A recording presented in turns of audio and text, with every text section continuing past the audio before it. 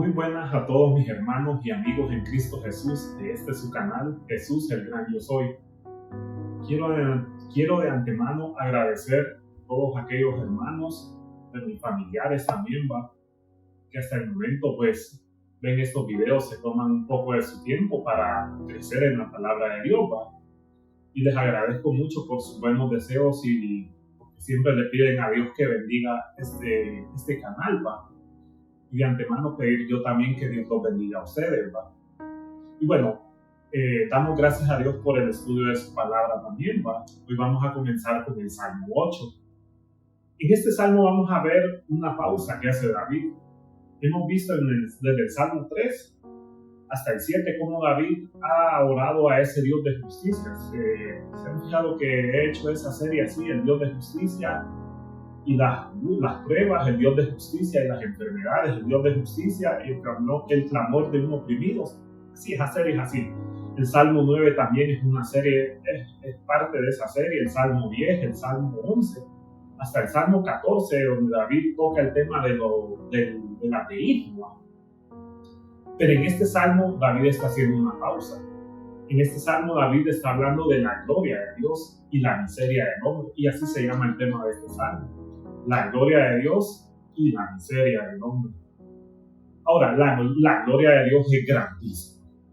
La gloria de Dios se ve en todo lo creado, en todo el universo. La gloria de Dios es tan inmensa que sería de cierta forma ridículo pensar que Dios no ha manifestado su gloria en el cielo, como lo vamos a ver, como lo dice este Salmo. Pero lamentablemente la miseria del hombre es grandísima también. Y cuando me refiero a la miseria del hombre, me refiero al pecado, porque el pecado es una miseria, la verdad. Lamentablemente todos los seres humanos heredamos esa miseria de nuestro primer padre, como dice la Biblia. Pero el hombre en esa miseria grandísima, lamentablemente no ha podido contemplar la gloria de Dios del todo.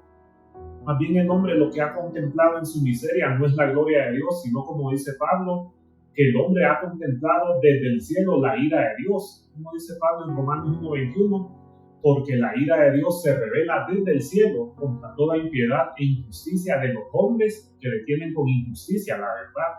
Entonces, lamentablemente, el hombre en esa miseria no ha podido contemplar del todo la gloria de Dios. Más bien lo que hemos hecho, es que hemos sido destituidos de la gloria de Dios. En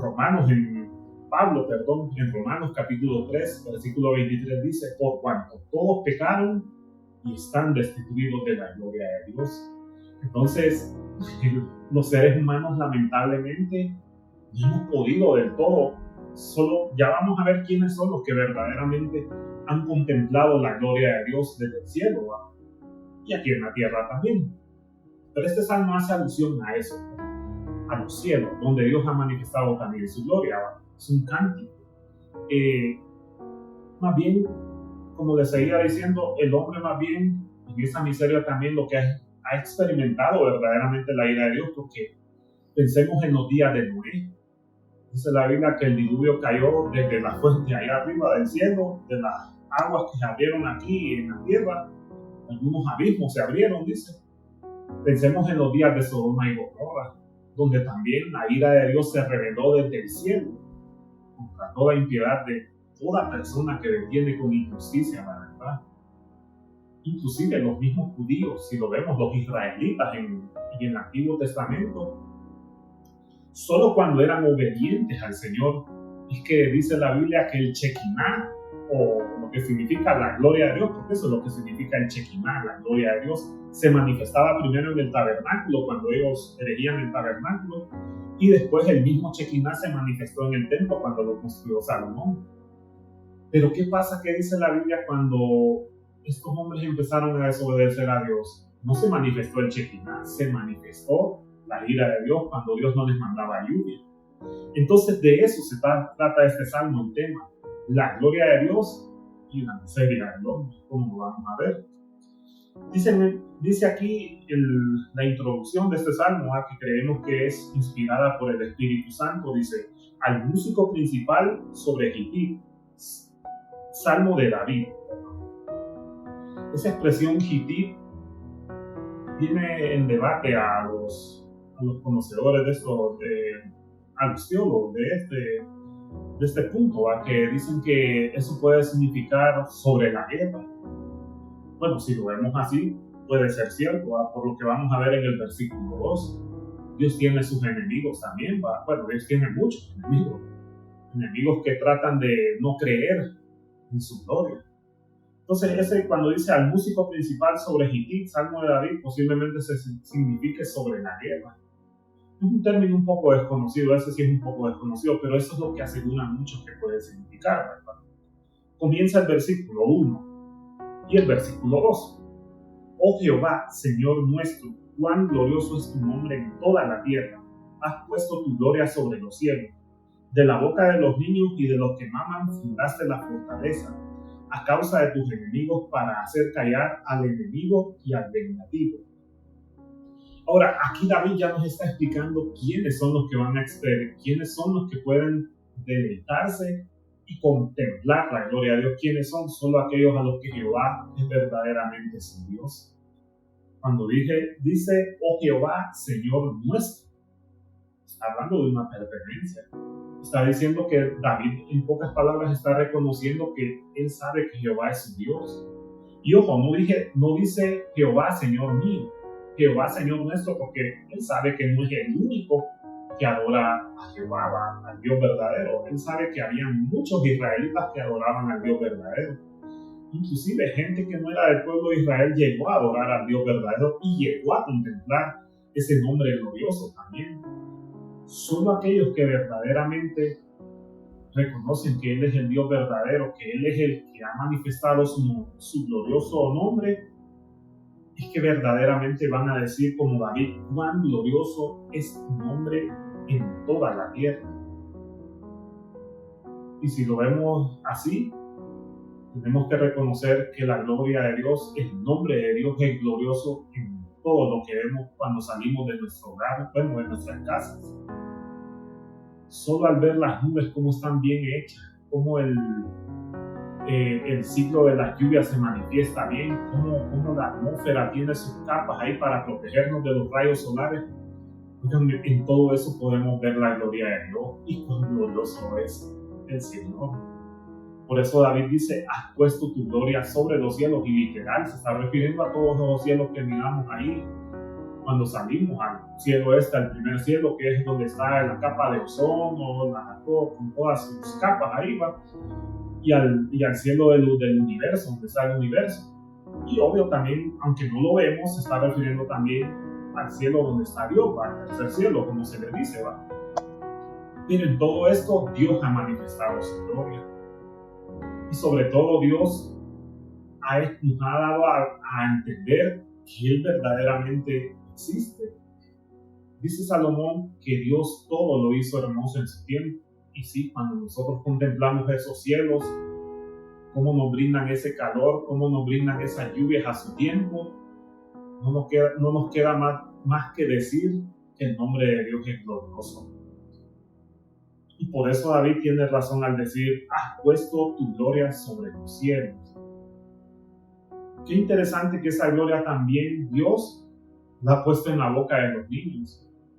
El versículo 2 dice, de la boca de los niños y de los que maman fundaste la fortaleza, a causa de tus enemigos, para hacer callar al enemigo y al vengativo.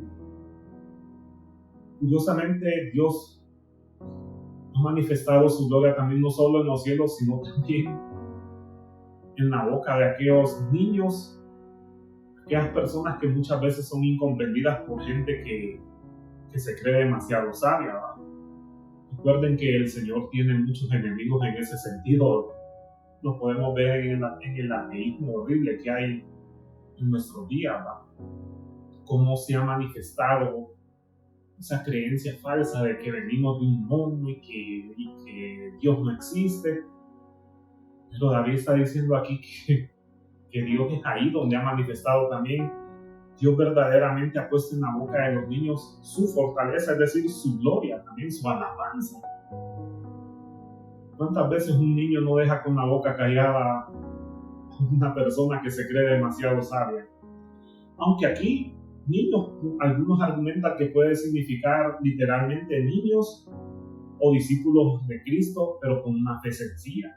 Eso es lo que han dicho algunos estudiosos de la Biblia, ¿verdad? Que cuando dice David de la boca de los niños y de los que maman, está hablando de que se refiere a niños literales o a niños que son, o a discípulos de Cristo que tienen una fe sencilla. Bueno, quiero ponerles dos ejemplos con respecto a esto, ¿va? Primero, de los niños literales. Y cómo a veces un niño puede verdaderamente alabar al Señor con argumentos tan sencillos. Y este testimonio que les voy a contar es de una misionera que anduvo en China. Contaba esta misionera que en ese entonces China también tenía un montón de conflictos internos, ¿no? A ella como misionera le tocaba predicar en una aldea y después en otra. Llegó a una aldea donde tuvo que huir con varios niños porque se dieron las noticias de que un grupo de rebeldes los andaban persiguiendo. Contaba esta misionera que anduvo por ríos, valles y que ya estaban fatigados. Llegaron a un lugar donde, para cruzar al otro lado y estar más seguros, que eran como una montaña donde había otro pueblo, había un enorme río y no sabían cómo pasarlo, y ella llevaba como 100 niños a cargo, decía esta misionera. Pues la misionera se empezó a desanimar y decía que por qué Dios los había traído hasta ahí, por qué Dios había permitido todo eso. Curiosamente, dice esta misionera, como vergüenza por ella misma, que una niña a quien ella le había enseñado clases de Biblia le dijo: ¿tú crees? ¿Tú nos has enseñado de que Dios usó a Moisés para abrir el mar muerto? Y yo creo que Dios puede abrir este río y nos puede cruzar al otro lado. A lo que la misionera respondió: cállate, niña tonta, tú sigues creyendo en esas historias, eso solo pasó allá. En el Antiguo Testamento Dios no lo puede hacer aquí ahorita. En este momento, decía esta misionera. Pues la niña siguió en su fe y dijo: no, yo sé que Dios algo va a hacer por nosotros. La misionera quedó en su mente: la niña no sabe lo que dice. No es que como a la media hora dicen que va pasando un enorme barco, donde esas personas que estaban en ese barco les dijeron a ellos que los iban a ayudar a cruzar al otro río, que los iban a llevar al otro lado. Y esa misionera contaba a él en su testimonio que quedó con la boca cerrada y quedó humillada, dice ella, por un niño. Si lo vemos así, ¿va? Cuando dice David, de la boca de los niños y de los que maman fundaste la fortaleza. Dios ha manifestado su gloria ahí también, para hacer callar a aquellas personas incrédulas. El segundo caso es otro también, y se refiere a discípulos de Cristo en la fe. Ese caso es de un estudiante. Eso fue en el siglo XIX, era como el año 1870. Era donde el ateísmo se estaba volviendo fuerte, pues en Europa estaba ganando bastante terreno el ateísmo en ese entonces, ¿no? Un joven iba en un tren, iba viendo a un montón de gente con su Biblia, ¿no? Y al lado de él iba un señor que no decía nada. Vino este joven y dijo: ¿se puede imaginar, Señor, cómo esa gente anda con ese libro ridículo, lleno de fábulas, creyendo en un Dios que no existe? Un Dios que los hizo más bien llevar a la miseria. Y el joven se empezó a regar diciendo un montón de tonteras, que la gente que creía en esas cosas volvía a lo tonto. Pero el Señor solo oía tranquilamente. Y vino el joven y quedó viendo al Señor y le dijo: ¿y si usted quiere que yo le dé clases de evolucionismo, de que venimos del mono, y de que usted se quite esa ridícula idea de que venimos de un Dios, porque el Señor también andaba una Biblia, ¿va? Yo lo voy a convencer a usted de que deje de creer en ese libro, le dijo el joven, ¿va?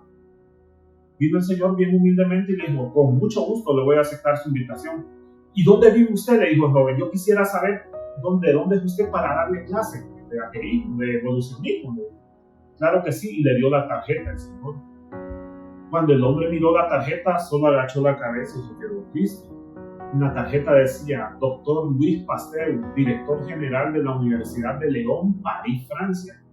Ahora, para los que no saben quién era Luis Pasteur era un famoso científico de ese siglo. De hecho, cuando ustedes oyen la frase pasteurización, viene en honor a él, Pasteur, porque él descubrió muchas cosas. Pero lo más curioso es que Luis Pasteur era un científico cristiano, era un creyente verdadero de Jesús. Por eso cuando el joven leyó la carta quedó impresionado y solo agachó la cabeza porque sabía que había quedado humillado. Pues. A veces los científicos, cuando verdaderamente creen que ellos lo saben todo, empiezan a ridiculizar y diciendo teorías tontas de que Dios no es glorioso y de que Dios no existe. Pero Dios muchas veces en esta persona es que ha manifestado su gloria y hace callar la boca de todos aquellos que muchas veces tratan de ridiculizar a Dios. Dice un viejo lema, una pequeña agujita pincha un gran globo, dice, ¿no? Entonces muchas veces Dios ha manifestado su gloria de esa forma. Todo lo vemos a través de lo creado, ¿va? Pero solo verdaderamente los que hemos creído que Dios es verdaderamente nuestro Dios, es que vamos a poder decir eso. Y solo los que verdaderamente estamos dispuestos a creer esto, vamos a defender al Señor y vamos a ver cómo Dios pone en nosotros palabras también para que tengamos argumentos contra esta creciente ola de ateísmo que se está dando en las escuelas, en los colegios, digamos, en las universidades, para donde se nos enseña todo eso. Entonces ahí es donde Dios ha manifestado su gloria. Ahora viene la otra parte, en los versículos 3 y 4, la miseria del hombre. Viene David y dice, cuando veo tu cielo, obra de tu dedo, la luna y las estrellas que tú formaste, digo, ¿qué es el hombre para que tengas de él memoria y el hijo del hombre para que lo visites? Dicen que solo los humanos somos capaces de ver para arriba, abajo. Los animales no, los animales solo pueden ver para abajo, nada más. El ser humano es el único ser creado que tiene la oportunidad y el privilegio de contemplar hacia arriba, hacia su creador. Ahí es donde Dios ha puesto su gloria, en la luna y en los cielos. Cuando dice, cuando veo tu cielo, obra de tu dedo, dice David. La luna y las estrellas que tú formaste, yo digo que esto es pura inspiración divina. Sinceramente no podemos negar la inspiración divina de estos pasajes. Yo me imagino que David tuvo que haber de alguna manera entendido que solo una estrella era más grande que todo el sistema solar, o que solo una estrella era más grande que el planeta Tierra y que era inmensamente grande. Imagínense cuando David miró ese montón de estrellas y se imaginó que todas esas estrellas eran más grandes que el planeta. Sí, sinceramente tuvo que decir esto. Cuando veo los cielos y la luna y las estrellas, David queda asombrado. Ahí es donde está la miseria, ahí es donde reconoce David que somos míseros, la verdad. Nosotros no somos nada. Pero que en medio de esa miseria Dios se ha acordado de nosotros. Eso es parte de su gloria también, ¿sabían? Que la gloria de Dios también, aparte de que se ha manifestado en los cielos y que se ha manifestado a través de, como dice aquí, de los niños, también en su misericordia Dios visita al hombre. Dios tiene piedad de nosotros, Dios se acuerda de nosotros, dice David. Con los estudios que se han hecho hoy de la astronomía, ojo, no de la astrología, no los estoy invitando a que consulten la astrología, a los astros, a Capricornio, a Leo, no les estoy consultando eso.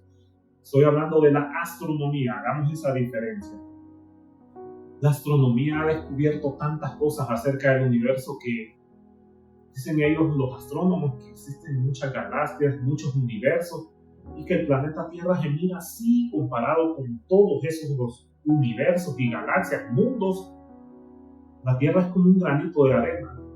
Imagínense si la Tierra es un granito de arena en medio de este universo inhóspito. ¿Qué somos nosotros entonces? Nada. Con razón tenía mucha razón lo que dijo uno de los amigos de Job, que se llamaba Bildad, cuando dijo, el hombre es un gusano. Yo creo que más bien, sin intención de ofendernos a nosotros mismos, yo creo que nosotros la verdad somos peor que un gusano. Yo creo que somos como microbios comparados con todo ese universo que hay allá, fuera de este planeta. Tenía razón David al decir, cuando veo tus cielos, obra de tus dedos, la luna y las estrellas que tú formaste, sí, si verdaderamente vos y yo reconocemos que somos unos miserables, entonces sí vamos a llegar a decir como David, gracias a Dios porque tienes mi memoria de nosotros. Entonces, porque en medio de todo esto hay un Dios misericordioso, bondadoso, no como esos dioses que pintaban todas esas naciones a las cuales estaban ahí, donde estaban los israelitas. Por ejemplo, el principal, que era Baal, que decían ellos que Baal era el que mandaba la lluvia desde el cielo. Siempre esas naciones representaban a ese Dios como un Dios insatisfecho, enojado, con ganas de castigar. Un Dios que no se satisfacía con nada. O sea, unas creencias tan falsas, contrario a lo que es el Dios verdadero, el Dios glorioso. Un Dios que verdaderamente tiene misericordia de nosotros y que nos ha visitado y tiene memoria de nosotros. ¿No creen ustedes que esto es algo por lo cual nosotros cada día tendríamos que estar alabando la gloria de Dios? Porque la verdad, nosotros, ¿qué somos de verdad? Es que la verdad no somos nada y no sé cómo existe en el mundo gente que se cree tan poderosa solo por un poco de poder que les ha asignado el mismo Creador. Imagínense lo que dijo este famoso millonario Elon Musk, que él quiere llevar a algunos seres humanos a Marte. No es posible que los seres humanos pensemos que nosotros podemos llegar a tener el poder de hacer cosas así como esa.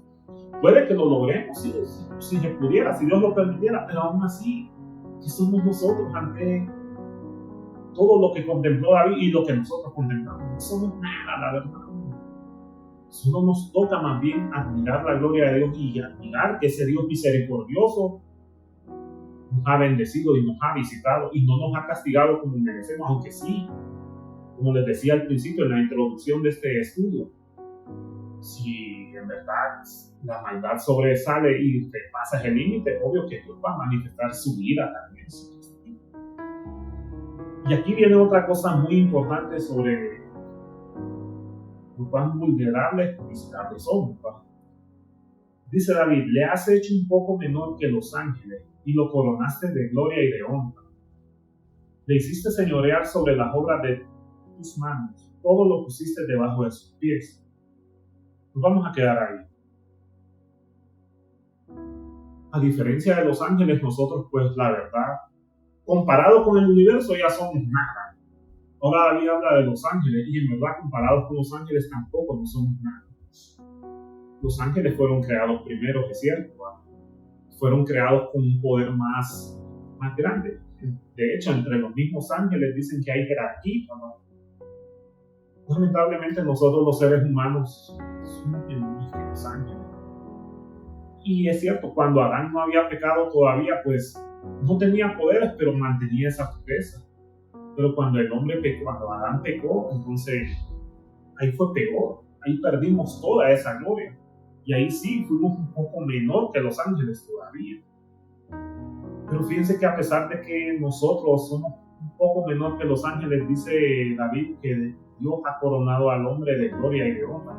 ¿Qué se refiere a eso de gloria y de honra? Lo que va a seguir diciendo en los versículos siguientes. Lo hiciste señorear sobre las obras de tus manos, todo lo pusiste debajo de sus pies. Y aquí dicen los versículos 7 y 8, ovejas y bueyes, todo ello, y asimismo las bestias del campo, las aves de los cielos y los peces del mar, todo cuanto pasa por los senderos del mar. Por eso es que esto contrasta con la falsa idea esa de la evolución de que nosotros somos superiores. Es cierto, aunque ellos dicen que nosotros los seres humanos somos la raza superior de los animales, pero es que nosotros somos diferentes en muchos sentidos a los animales. No es que venimos de un mono, somos diferentes porque solo los seres humanos razonamos y pensamos como Dios prácticamente. O sea, no quiero dar a entender que somos dioses, ¿verdad? No estoy diciendo eso, porque Dios ha puesto su sabiduría en nosotros para que le conozcamos. Lamentablemente lo que hacemos más bien es que nos desviamos de eso y empezamos a crear y a fabricar nuestros propios dioses. ¿No han visto a ustedes a un animal pensar como un ser humano? Un animal no anda pensando, este es mi día de cumpleaños, o mañana qué voy a comer. Los animales no piensan, porque ellos solo se mueven por instinto. Ellos fueron creados de esa manera. Solo nosotros, los seres humanos, es que tenemos la gloria y la honra de parte de Dios de pensar, de razonar, de contemplar. Los animales solo pueden ver para abajo, no pueden contemplar hacia arriba. Solo nosotros, los seres humanos. No venimos de un mono ni de una ameba que dicen ellos que fue hace millones de años. Los animales no andan diciendo quién va a ser mi político favorito. Los animales no andan pensando ellos solo viven el día a día. Ya. Un día a la vez, a ellos no les importa nada más. Caminan solo por instinto. Nosotros sí. ¿Saben? Solo nosotros los seres humanos es que verdaderamente estamos por encima de los animales. Solo nosotros hemos sido capaces de domar a los animales a tal punto que hasta los exterminamos a veces. ¿Cuántas veces no nos hemos asustado cuando vemos a un tiburón blanco en el mar y decimos qué terrible y formidable? Pero saben ustedes que los seres humanos con nuestra inteligencia somos capaces de desaparecer a esas criaturas increíblemente. ¿No creen ustedes que Dios puso ese dominio bajo nuestros pies? En ese aspecto Dios sí nos coronó esa gloria. Lamentablemente, como nosotros por el mismo pecado nos depravamos y nos corrompemos y empezamos a creernos más sabios que Dios. Y entonces, decía bien alguien, mucho conocimiento nos acerca a Dios, poco conocimiento nos aleja a Dios. Entonces aquí vemos cómo, a pesar de que Dios es un Dios glorioso, infinitamente grande, que no tenía necesidad de visitarnos a nosotros, a pesar de que hemos caído en esa miseria, Dios tiene misericordia de nosotros y nos ha puesto como somos la mejor, somos la creación preferida de Dios. Ahora, quiero hacerles una aclaración aquí. El escritor de Hebreos, del libro de Hebreos, en el capítulo versículos 6 y 9, usa este versículo del versículo 5 que dice: le has hecho un poco menor que los ángeles y lo coronaste de gloria y de honra, hablando de la naturaleza de nuestro Señor Jesucristo. Él lo usa como referencia de que Cristo también, en su inmensa gloria y deidad, se hizo un poco menor que los ángeles. Dice Pablo dice en Filipenses que el cual, siendo Dios, no estimó el ser igual a Dios, sino que se despojó de todo eso y se envió en una muerte y muerte de cruz. En ese aspecto, Jesús fue un poco menor que los ángeles. Ahora, los testigos de Jehová dicen que Jesús era el arcángel Miguel, pero la Biblia en ningún momento enseña que un ángel murió por nosotros. El escritor de Hebreos usa este versículo para hacer referencia de que Jesús, en ese sentido, sí se hizo un poco menor que los ángeles. No solo porque era un simple ser humano, es porque se humilló hasta la muerte, cosa que ningún ángel ha hecho, ni siquiera el ángel Gabriel. Esto de cierta forma nos va a sonar un poco misterioso, pero recuerden que la Trinidad es el Padre, el Hijo y el Espíritu Santo. Y el Hijo, en su infinita misericordia, decidió hacerse un poco menor que los ángeles y ser humillado hasta una muerte, y una muerte horrible, muerte de cruz, por amor a vos y por amor a mí, por amor a todos aquellos que necesitan la salvación. En ese sentido, sí, nuestro Señor Jesucristo fue un poco menor que los ángeles, porque Él habitó en un cuerpo humano, dependía de ciertas cosas como humano. Claro que Él era el ser humano 100% perfecto, ¿verdad? Pero en ese sentido sí fue un poco menor que los ángeles, porque solo Él pudo morir por nuestros pecados. Entonces, queda descartada esa idea de los testigos de Jehová que dicen que Jesucristo era el arcángel Miguel. Nunca. Porque ningún ángel menciona la Biblia que ha muerto por nuestros pecados. Solo la divina persona de nuestro Señor Jesucristo, la segunda persona de la deidad, el cual se despojó, dice Pablo, de toda aquella gloria que le daban los mismos ángeles para morir por nuestros pecados. Y es ahora que Él quiere darte esa salvación a ti y a mí. Y por eso David, ya viendo que Dios manifestó su gloria en los cielos, que la ha manifestado en los niños también para callarle la boca a mucha gente incrédula, David después nos menciona la miseria en la que hemos caído los hombres, pero a pesar de ello, Dios en su misericordia y en su gloria también ha decidido visitarnos, tener misericordia de nosotros. Aunque somos un poco menor que los ángeles, Dios aún así nos ha coronado de muchas bendiciones. Y por eso David termina agradeciéndole aún más infinitamente al Señor en el versículo 9 cuando dice: oh Jehová, Señor nuestro, cuán grande es tu nombre en toda la tierra. Aunque de momento eso todavía no es una alabanza mundial en el que todo el mundo reconoce el nombre de Dios como grande, ¿va? Tenemos que recordar que esto va a cumplirse algún día. El nombre del Señor va a ser sonado como el más grande. Sí, para nosotros es el más grande en la tierra porque hemos creído y sabemos que Él es el Dios verdadero, pero un día esto se va a cumplir. Ahora, Dios también nos ha dado un nombre sobre todo nombre, un nombre que es grandísimo, y es el nombre de Jesús también. Y el nombre de Jesús, aunque mucha gente lo rechace y aunque mucha gente también lo ame, es un nombre grandísimo. Es un nombre que es sobre todo nombre, como dice Pablo en Filipenses. Y dice Pedro: no hay otro, porque no hay salvación en ningún otro nombre más que en el nombre de Jesús.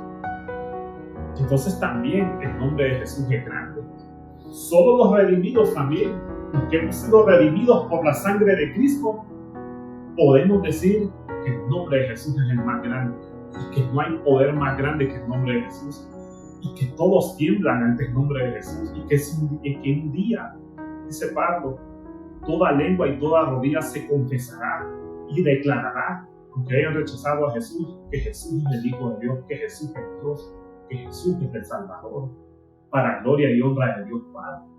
Así que, con esto en mente, en este estudio del Salmo 8, si ya te has convertido a Cristo, si has nacido de nuevo, pues gloria a Dios.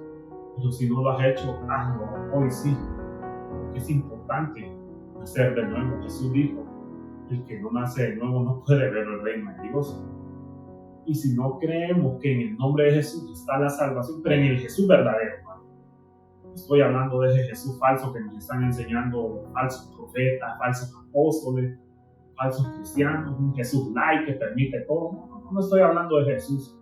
Estoy hablando del Jesús verdadero, este Jesús bíblico que nos enseña este libro.